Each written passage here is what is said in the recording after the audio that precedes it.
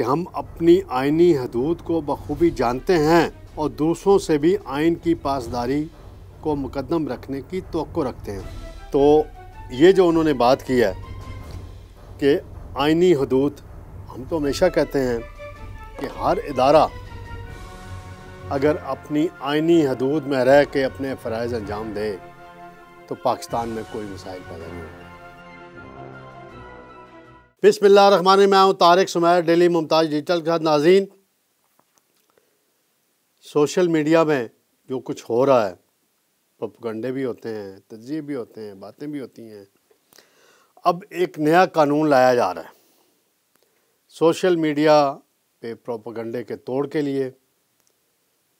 ایک قانون لایا جا رہا ہے اور ڈیجیٹل اتھارٹی قائم کی جائے، جیسے پیمرا ہے اسی طرز کی، اس پہ کام شروع کر دیا گیا۔ اس کی میں تفصیل بتاؤں گا۔ گندم سکینڈل کا میں نے 3 دن پہلے ذکر کر دیا تھا۔ اب 300 ارب کون کھا گیا، پوچھیں کاکڑ صاحب سے۔ اور آج آرمی چیف نے جو باتیں کی ہیں کہ فوج اپنی آئینی حدود کو بخوبی جانتی ہے، یہ بڑا انہوں نے زومانی بات کی ہے، اور باقیوں کو بھی اس کے متعلق انہوں نے اشارہ دیا ہے۔ اس پہ میں آپ کو بتاؤں گا۔ سب سے پہلے میں آؤں گا، یہ آرمی چیف کے بیان سے ہی ریلیٹڈ ہے سارا، یہ جو سوشل میڈیا کی بات ہو رہی ہے۔ تو ابھی جو وزیر قانون ہیں اعظم نذیر تارڑ صاحب، ان سے میری ملاقات ہوئی تھی، اور سوشل میڈیا میں جو قومی اداروں کے بارے میں خاص طور پہ مسلح افواج اور عدلیہ کے حوالے سے بعض ایسی باتیں آتی ہیں، اس کا توڑ کرنے کے لیے، قانون کی گرفت میں لانے کے لیے ایک نیا قانون بنانے پر کام شروع کر دیا گیا۔ یعنی شکنجہ جو ہے وہ کسا جا رہا ہے۔ اور اس وقت تو ایک ہی ہے ادارہ FIA، اس کا سائبر کرائم ونگ ہے، جس کے پاس شکایت جاتی ہے، اور وہ آپ کو یاد ہوگا شہباز گل کی شکایت گئی تھی، پھر وہ کیا بنا، باقی بہت سی چیزیں گئی ہیں۔ تو ابھی ڈیجیٹل اتھارٹی بنانے کا اصولی فیصلہ کر لیا گیا ہے۔ اس حوالے سے تمام سٹیک ہولڈر سے بات کی جا رہی ہے، اور مجھے لگتا ہے جون سے پہلے قومی اسمبلی اور سینٹ میں اس کا مسودہ جو ہے پیش کر دیا جائے گا، اور اس میں جو آئین میں آرٹیکل 19 میں جو اظہار رائے کی آزادی دی گئی ہے، اس کا حوالہ دے کر قانون سازی کی جائے گی، اور بتایا جائے گا کہ جی قومی اداروں اور عدلیہ کے حوالے سے پہلے بھی آئین میں یہ شقیں موجود ہیں، لیکن کچھ ناجائز فائدہ اٹھایا جا رہا ہے۔ کچھ لوگ بیرون ملک بیٹھ کے ایسی باتیں کرتے ہیں جس سے دشمن کے ایجنڈے کو فائدہ پہنچتا ہے۔ تو آج آرمی چیف ہیں جنرل سید عاصم منیر، وہ گئے تھے، پاکستان ایئر فورس کی پاسنگ آؤٹ پریڈ تھی، بطور مہمان خصوصی وہاں انہوں نے بڑا اہم خطاب کیا۔ ناظرین، میں پہلے ان کی کچھ چند باتیں خطاب کی پڑھ کے آپ کو بتا دیتا ہوں، پھر میں اپنی رائے دوں گا۔ وہ کہتے ہیں کہ ہم اپنی آئینی حدود کو بخوبی جانتے ہیں اور دوسروں سے بھی آئین کی پاسداری کو مقدم رکھنے کی توقع رکھتے ہیں۔ جو لوگ آئین میں دی گئی آزادی اظہار رائے پر عائد کی گئی واضح قیود کی برملا پامالی کرتے ہیں، یعنی خلاف ورزی کرتے ہیں، وہ دوسروں پر انگلیاں نہیں اٹھا سکتے۔ پھر انہوں نے آگے کہا ہے کہ پاکستان کے آئین کے آرٹیکل 19 میں واضح طور پر آزادی اظہار رائے کی حدود متعین کی گئی ہیں۔ پھر انہوں نے اس حوالے سے ڈیٹیل سے بات کی ہے۔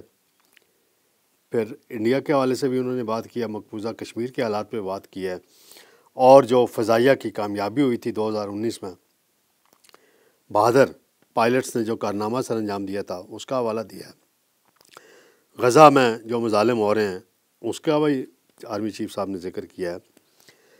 تو یہ جو انہوں نے بات کی ہے کہ آئینی حدود، ہم تو ہمیشہ کہتے ہیں کہ ہر ادارہ اگر اپنی آئینی حدود میں رہ کے اپنے فرائض انجام دے تو پاکستان میں کوئی مسائل پیدا نہیں ہوں گے۔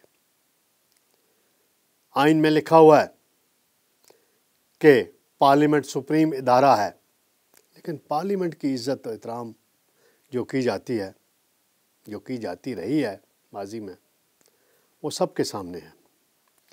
پھر فوج ایک اہم ادارہ ہے پاکستان کا، اور کچھ سیاسی معاملات میں ان کی مداخلت کے الزامات بھی لگتے ہیں، ہمیشہ سے لگتے آ رہے ہیں، کوئی نئی بات نہیں ہے۔ لیکن 2022 کے بعد جب سے عمران خان صاحب کو عدم اعتماد کے ذریعے نکالا گیا، اور اب تو بیرسٹر علی ظفر ہیں، انہوں نے رات اعتراف کر لیا ایک انٹرویو میں کہ ہاں جی آئینی طریقے سے حکومت ختم کی گئی تھی، تو پھر وہ بیانیہ کہاں گیا، باجوہ والا، امریکہ والا، سیفر والا، پتہ نہیں کیا کیا کہانیاں ہیں۔ تو اس وقت سے لے کر اب تک جو تحریک انصاف کے حامی ہیں یا کچھ اور عناصر ہیں، کچھ بیرون ملک بیٹھے ہوئے ہیں، انہوں نے فوج کے حوالے سے بہت منفی پروپیگنڈا کیا۔ شہداء کی قربانیوں کا بھی بعض دفعہ مذاق اڑایا جاتا ہے۔ تو اسی لیے اب ضرورت محسوس ہوئی ہے کہ قانون جو ہے اس کو مزید سخت کیا جائے، اور وزیر قانون کو وزیر اعظم نے بڑا یہ ٹاسک دے دیا ہے۔ اب دیکھتے ہیں اس حوالے سے صورتحال آگے کیا بنتی ہے۔ ناظرین، میں نے چند روز قبل گندم سکینڈل کا ذکر کیا تھا، اور میں نے بتایا تھا کہ نگران دور میں کیا کچھ ہوا۔ اس وقت کے فوڈ سیکرٹری کیپٹن ریٹائرڈ محمد محمود کا بڑا ذکر آ رہا ہے، رؤف کلاسرا صاحب نے بھی بڑا ذکر کیا ہے۔ تو کلاسرا صاحب اپنے دوست انوار اللہ کاکڑ کا ذکر کیوں نہیں کرتے؟ ایک فیڈرل سیکرٹری کی کیسے جرت ہو سکتی ہے کہ وہ آج خود سمری بنا کے لے جائے، جب تک وزیر اعظم کی طرف سے نہ کہا جائے، متعلقہ وزارتوں کی طرف سے نہ کہا جائے؟ ہو سکتا ہے نندی پور میں اس کو کچھ سکینڈل بنا ہو، یا یہ جو رنگ روڈ بن رہا ہے، اور کلاسرا صاحب رنگ روڈ کے سکینڈل میں جو ملوث تھے نا لوگ، اصل ایک زلفی بخاری ہے باہر بیٹھے ہوئے ہیں، ایک سرور خان تھے، کچھ اور لوگ بھی تھے، کچھ پراپرٹی ٹائکون بھی تھے، تو آپ ان کا بھی ذکر کر دیتے تو زیادہ بہتر تھا۔ بہرحال 300 ارب کا ٹیکہ لگانے کی بات ہو رہی ہے۔ جسٹس ریٹائرڈ میاں مشتاق صاحب ہیں، فیڈرل پبلک سروس کمیشن کے ممبر ہیں سینئر، ان کی سربراہی میں وزیر اعظم نے سعودی عرب جانے سے پہلے کمیٹی بنا دی تھی۔ ابتدائی ایک رپورٹ کل وزیر اعظم کو بھجوائی گئی ہے، ان کو مل گئی ہے، اور رانا تنویر صاحب کو بھی ٹاسک دیا گیا ہے، اور نئے فوڈ سیکرٹری نے بھی سارا ریکارڈ پیش کیا ہے کہ ایک مافیا تھا عمران خان کے دور میں، شوگر مافیا تھا۔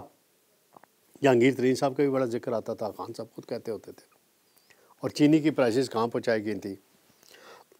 اور ابھی گندم جو خریدی گئی تھی 4700 روپیہ فی من خریدی گئی، اور اب پاکستانی کسان کی گندم 3900 روپیہ ریٹ مقرر ہوا، اتنے میں بھی نہیں خریدی جا رہی۔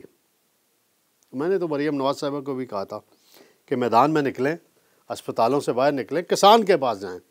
اب کسان جلوس لے کے لاہور پہنچ رہے ہیں، دیکھتے ہیں اس کو کیسے ہینڈل کرتے ہیں۔ ایک اور معاملہ ہے ناظرین، اسحاق ڈار صاحب کو ڈپٹی پرائم منسٹر بنا دیا گیا ہے،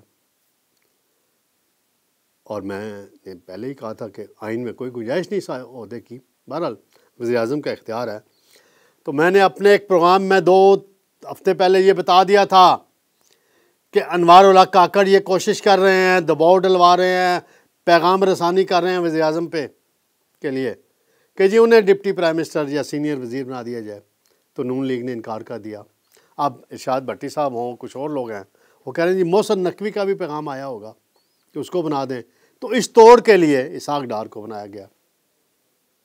چلیں جی، جیسے ہے پھر بنا دیا گیا نا، نون لیگ کا آدمی ہے اسحاق ڈار، سینئر ترین آدمی ہے، میاں نواز شریف کا سب سے قابل اعتماد آدمی ہے، تو بنا دیا گیا۔ حکیم رانا ثناء اللہ سیاسی عوامی امور کے مشیر مقرر ہو چکے ہیں، 4 سنبھال لیا آج انہوں نے۔ پھر کیپٹن صفدر صاحب جذباتی ہو رہے ہیں، کہہ رہے ہیں میں نون لیگ کا داماد نہیں ہوں۔ اور کیپٹن صاحب آپ کیوں جذباتی ہوتے ہیں؟ آپ نے مانسہرہ میں جو میاں نواز شریف کا اشر کرایا، میاں صاحب بھول نہیں رہے اس کو۔ ٹھیک ہے، آپ کا ایک اپنا نقطہ نظر ہے، مختلف ایشوز کے حوالے سے آپ نے تقریر کی، اور مولانا فضل الرحمان صاحب نے آپ پہ طنز کے تیر چلائے۔ تو مولانا صاحب جو ہیں ایک طرف کہہ رہے ہیں کہ اسٹیبلشمنٹ ایسی ہے ویسی ہے، اور وہ کیا کہا اس نے، علی امین گنڈا پور نے، وزیر اعلیٰ صاحب نے، کہ مولانا صاحب کا مینڈیٹ چوری نہیں ہو، مولانا صاحب کے ساتھ دھوکہ ہوا ہے۔ اور وہ کہہ رہے کس نے دھوکہ کیا؟ جن کے لیے 30 سال سے یہ جن کے ساتھ رابطے میں رہا، یعنی اسٹیبلشمنٹ کا کی طرف اشارہ کر رہے تھے۔ اور مولانا صاحب نے کل اپنے سمدھی کو لاہور بھیجا، رائے، کس مقصد کے لیے بھیجا وہ بتا دیں، کوئی بیچ کا راستہ نکالنا ہے، کیا کرنا ہے؟ تو یہ ساری ایک طرف تحریک انصاف کا ہے مسئلہ کہ جی مذاکرات کرنے ہیں نہیں کرنے ہیں، اس پر لگے ہوئے ہیں۔ ایک اور ناظرین میں جاتے جاتے خبر دیتا چلوں، توشہ خانہ کے جو طائف سے ان کے متعلق نیب ایک نئی انکوائری کر رہا ہے، اور نیب یہ کہہ رہا ہے، نیب کے آفیشلز یہ کہہ رہے ہیں کہ جی عمران خان ہوں، بشرا بی بی ہوں، خاص طور پہ بشرا بی بی کا وہ اشارہ کرتے ہیں کہ جو توشہ خانہ کے ریکارڈ میں جعلی ہار ہیرے کے جمع کرا دیے، اور جو اصل ہار تحفے میں ملا تھا اس کو فروخت کر دیا گیا۔ اور وہ بعض خبروں میں بھی کہا جائے کہ وہ ان کے پاس بشرا بی بی کا۔ اب اس کو نوٹس پر اس انویسٹیگیشن کو رکوانے کے لیے ہائی کورٹ چلے گئے ہیں دونوں، اور ہائی کورٹ میں دیکھتے ہیں اب کیا کارروائی ہوتی ہے۔ تو یہ حال توشہ خانے کے ساتھ بھی ہوتا رہا ہے۔ تو ناظرین انشاءاللہ کل آپ کی خدمت میں پھر حاضر ہوں گا۔ اللہ حافظ۔